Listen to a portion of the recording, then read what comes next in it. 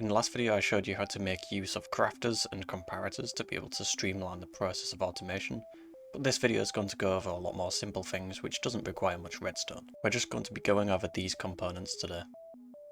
Mostly for water streams though.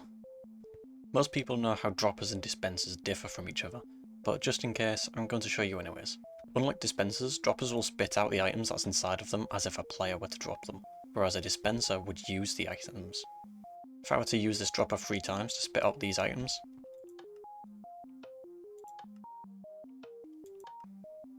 it all spits out normally.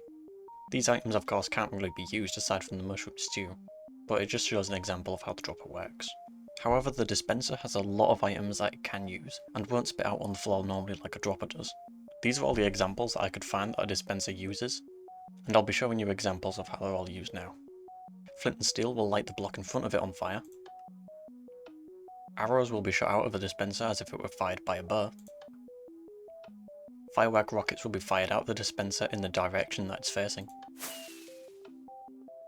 Whilst similar to the flint and steel, fire charges will light a block on fire, but only when it lands on a block, as it's fired out similar to a gassed fireball. But because it hit the chest, it's not going to light anything on fire. Bone meal can be used on grass and other plants. Snowballs will be fired out like a snow golem does. Eggs will be thrown out with a chance to hatch a chicken. Wind charges are shot out like a breeze.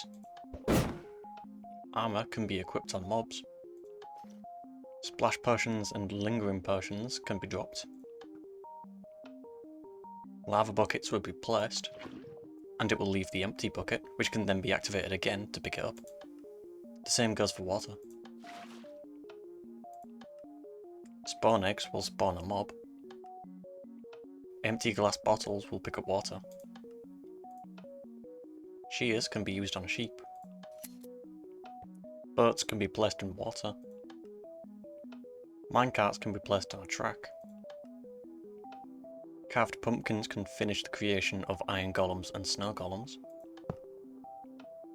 Shulker boxes will be placed.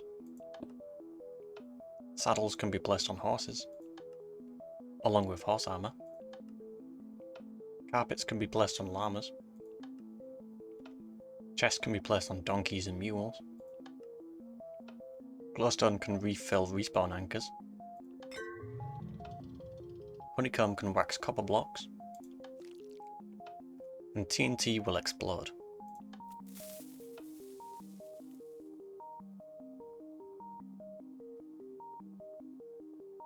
One useful feature that droppers can do that dispensers can't is dispense directly into containers.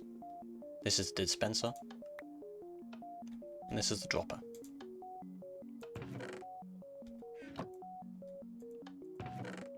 Droppers can also place into containers above them, including hoppers. These hoppers are directing the items into this hopper over here to go into this barrel. The light will turn on once an item is inside the chest.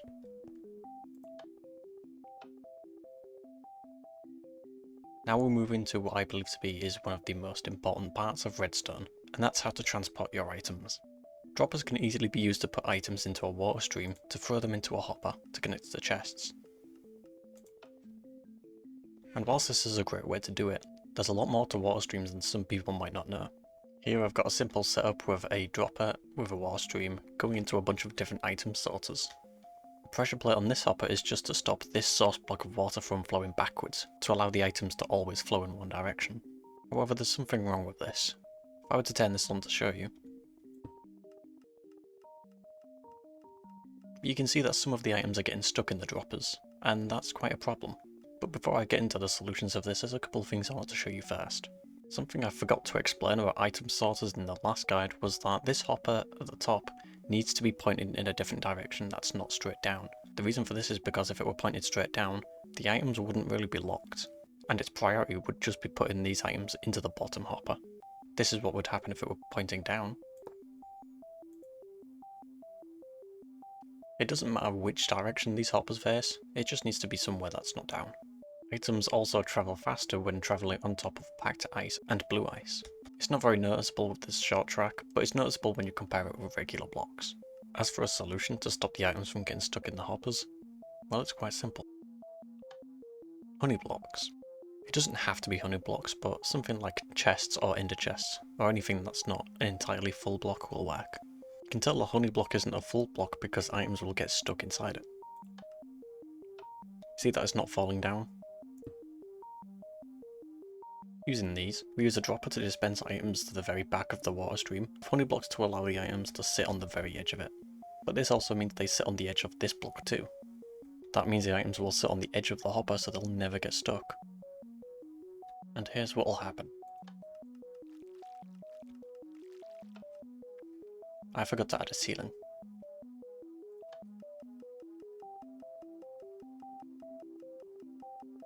The only real problem here is that items are getting stuck on this hopper with no water.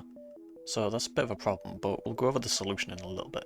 Now we're going to the different types of bubble elevators. Usually when items are travelling in water, so long as everything has a source block, meaning none of the water is flowing, items will slowly travel upwards.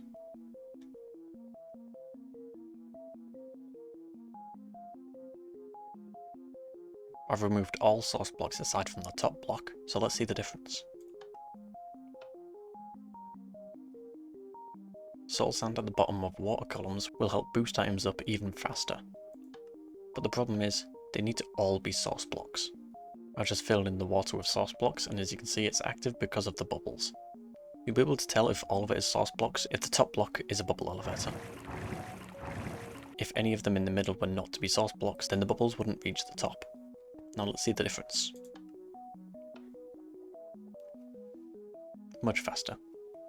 Magma blocks can also be used to push items and players down, but they're not as useful as just dropping them, personally. But another thing to note is that blocks such as slabs, trapdoors and other things that can be waterlogged will not count. It needs to be completely water in line with the column. As you can see there's no bubbles, and if I were to remove the trapdoor, the bubbles appear. Now that brings us into one of my favourite things about water streams, and that's using soul sand to push items across a distance.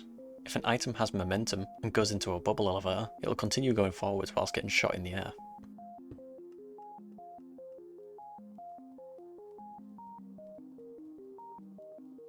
Now I mentioned that there's a problem with the items getting stuck on the side here. Well, now we get into that solution. Using the honey blocks on the side, you can use a block, or I prefer packed ice, on the side of it, which will boost its speed even more and keep it going even if there's no water on the side, which will be guaranteed to keep its speed for at least one block. And it's done well to fuel my furnaces, but the problem is, it's not able to share them across all the furnaces. So what if I wanted them all to be equally shared? This is where minecarts come in handy. Since hoppers can only transfer 2.5 items every second, if you were to have a minecart full of items, and have it travel across the track, it's able to distribute the items quite easily, and equally. This method is preferred over water streams for things like super smelters, and it's generally a lot more safe because it doesn't use water. You might have noticed in a couple of examples, especially this one, the items were filling up the hopper too quickly that it could transfer into the barrel. I'll show you again in case you missed it.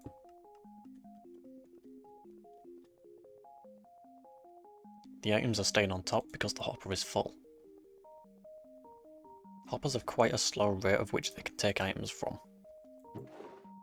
But the hopper minecart is much different. Pay attention to how fast these items are being taken out compared to the hopper minecart. It's much faster, however there's a problem with this. The items are staying in the minecart. This is because hopper minecarts can't transfer items below it, they can only take from above. So regardless whether this is faster or not, you're going to need at least one hopper to be able to take the items out of it. Even though the hopper minecart picks them up almost instantly, the barrel is still receiving them at a slow rate, because it's locked by how slow the hopper is. I've noticed that the best you can do with this is mostly just have multiple hoppers with the hopper minecart over all of them. It's not the best way to do it, but it at least doubles the rate at which you can take the items out.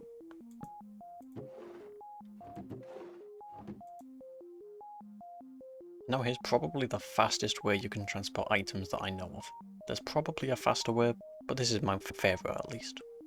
And it's quite cheap compared to using a lot of hoppers. This small setup is just made to detect when an item is inside this first dropper, and it'll spam all of these droppers alongside it. If I were to put an item inside, it'll show you how quick the item is transported, because this redstone lamp will light up once the item's in the barrel.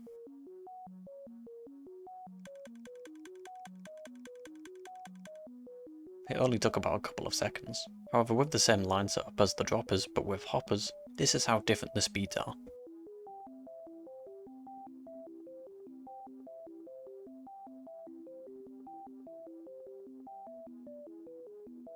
One thing to note with droppers is that they have to be powered by a powered block, meaning redstone lines right next to them won't power them.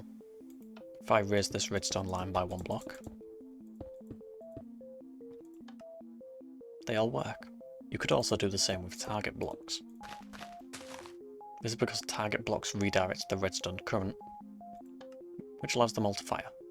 Now previously I showed you that you could use glass blocks or slabs to use vertical redstone, but it gets a bit troublesome when you want to use repeaters to extend the signal, and it starts to look a little messy. This is where I like using observers. To briefly explain how this works, this block is powered, which powers the note block. The observer detects the note block being powered and powers this block for the cycle to continue. This block is then powered onto some activator rails. Powered rails could also be used here, which the observer detects and goes down instead, and it makes for this quick signal. The reason you saw two flashes is because the observer detects when the note block is powered off as well. A lot of people wish that redstone lines could be placed next to each other without affecting each line. However, there is a way to do this, but it's a little more complicated than just placing redstone. This is just a simple setup to turn on the light, and it works fine. This is the same setup, but with theoretical redstone lines directly next to each other. I've used activator rails and powered rails next to each other, not because they affect each other, but just to show that these both work the exact same. You could use all activator rails or all powered rails. Here's an example. Whilst this does change the output of the pulse to being about a tick, compared to the full button press, it can be a lot more helpful when you want to compact your redstone builds. I've got a row of activator rails here, and the observers will detect the change. Underneath is a bunch of T flip-flops, which will turn this button into a one tick pulse, which the observer will only be able to detect once because it's so quick. I can activate any of these, and they'll light up in response to which button I press.